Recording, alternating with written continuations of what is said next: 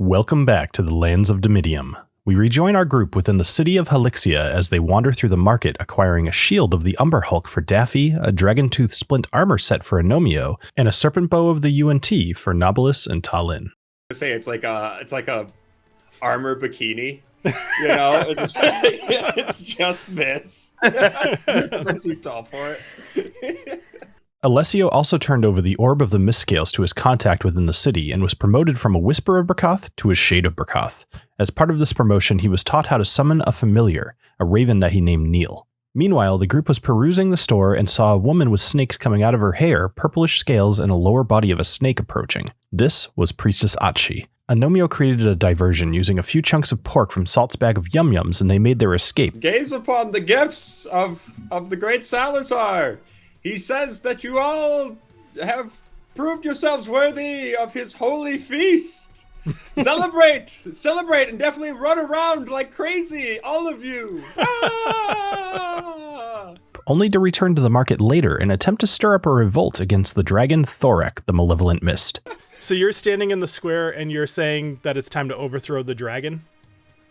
Yes. Power to the people, right now. We're all gonna die.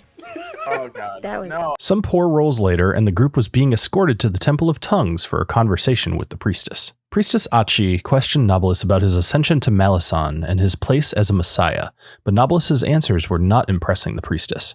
She challenged Knobolas to prove his allegiance to Helix and showed him 4 captives strapped to torture devices looming over a giant pool of blood. One of these captives was the Knoll McShweta, who, within a day of leaving the group, managed to get herself captured and sold as a slave. Not about to watch creatures being tortured, Agnomeio took advantage of the situation and charged at the priestess with his rapier, and a giant melee ensued. Would anybody else like to say anything? Please.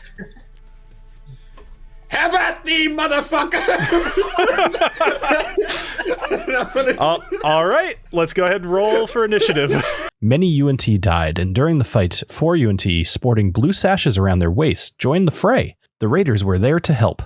This other one starts singing loudly, and every one of you is going to feel yourself feeling invigorated, and you can all add a D8 to your next attack. The UNT were losing badly, and the priestess was blown backwards into the pool of blood by some well-placed eldritch blasts. 7. She's pretty clumsy. She falls backwards into the blood, and she is considered prone. Daffy finished the job.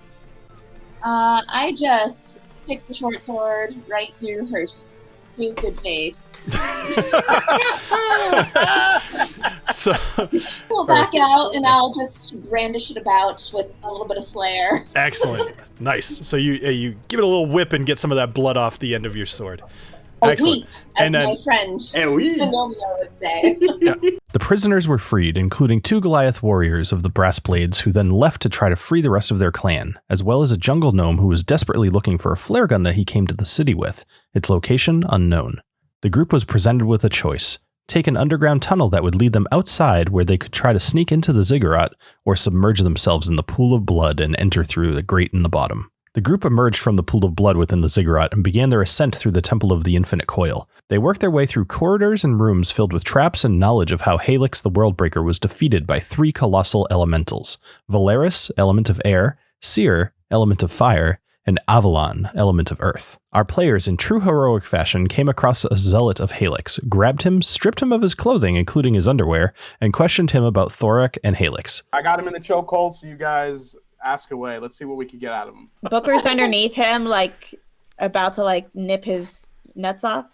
So we strip him. Who wants to don his robe? It seems like Knobolas really likes his robes. I mean, yeah, I'm down. I'll do it. All right. This is where they learned that Thorak wasn't in charge. He was, in fact, part of a ritual to awaken Helix and set him loose on the land. The team brought the zealot with them to the 2nd floor of the ziggurat and ran into some UNT purebloods who were quickly dispatched. So she still hadn't even really turned around. She hissed at you, and you put a crossbow bolt right through her neck, and she drops to the ground dead. As you guys all are stepping through this room, you hear a dragon's roar. And it's coming from above you. And you hear kind of like these big whoosh, whoosh. And then suddenly just a giant thud from above you as something extremely heavy hits. there's dust and sand falling from the tiles in the ceiling, and you hear somebody, I mean, presumably the dragon, saying, "You can't hurt me with those daggers."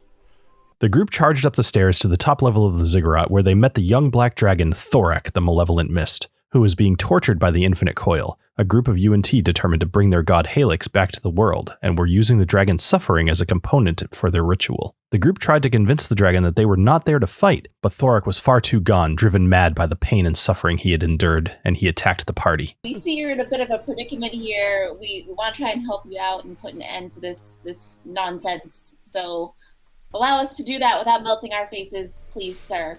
Agnomeio and Daffy left the dragon to the rest of the party and raced north to attempt to stop the ritual being performed by an archdruid named Pharaoh Rainblossom. Pharaoh Rainblossom begins speaking. And he says, "I call upon the mighty Helix, god of the Oasis of Serpents. Helix, I beseech you to arise from your slumber and bring destruction upon the world of Dimidium. Unleash your wrath upon those who have strayed from the path of righteousness and have defiled the land and the natural order. Let your scales shine bright in the sun and let your venom flow like a river, consuming everything in its path. O great Helix, I offer you the blood of my followers as a tribute to your power." Unfortunately, the group was unsuccessful and the ritual was finished. Deep grooves that were cut into the ground by all the slaves pulling the boulders. They're in an intentional pattern, and what's more, you start to see these grooves glowing a deep purple. Magic erupts from all of these, from the sigil, and it shoots into the sky about 100 feet into the air, and it dances around in an octarine display of necrotic magic. As you watch, you see bodies of all the slaves within Helixia being lifted off of the ground, their bodies glowing purple and streams of blood erupting out of them and flying towards the top of the ziggurat. The ritual was finished, and Helix erupted from the oasis, raising hundreds of feet into the air and crashing down onto the land below, creating a massive canyon through the whispering expanse. The last you saw of him, he was heading to the north. The group, along with help from the Goliaths of the Brass Blades and a number of airborne gnomes, were able to defeat Thorak and escape from Helixia while being pursued by the UNT. These three gargantuan creatures, humanoid, that you've met before, charging up the stairs. Yay. You see Shayla, Volok, and Megio charging up the stairs, and they look over at Thorak, and they say, "Brass Blades! Kill the dragon!" They lost their pursuers in the jungle, but managed to stick together. As they walked, Daffy told them of her intentions to set off on her own and fulfill the quest she was given by the Verdant Knights of the Ancients. I hate to leave you at this juncture, but I must go and reunite with my parents and their trees. It's my destiny. I don't belong here. I don't belong with you guys. I don't belong in the Copper Groves. I never belonged there. I've always belonged with my family. So please understand me and know that I keep you in my thoughts, but I must leave. Oh, can Knobolas say something? Sure.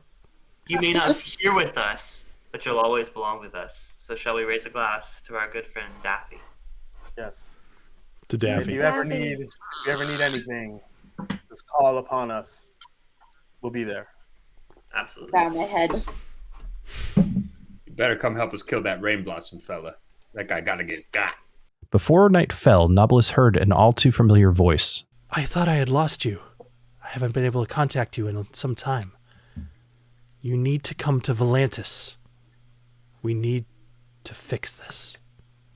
Marching on without their paladin, the group headed toward Erngor Zuek, a dwarven settlement known to have a skyport where they could hopefully find an airship and get passage to Volantis. As you're walking through this shallow bit of water, you see humanoid bones underneath the water. They're bereft of any sort of armor, weapons, or gear, except for one small scarlet circular band around one of its wrists. Nothing strikes you weird about this skeleton as far as, like, you don't think it's gonna just spring up and start attacking you. There's no necromantic aura to it or anything like that.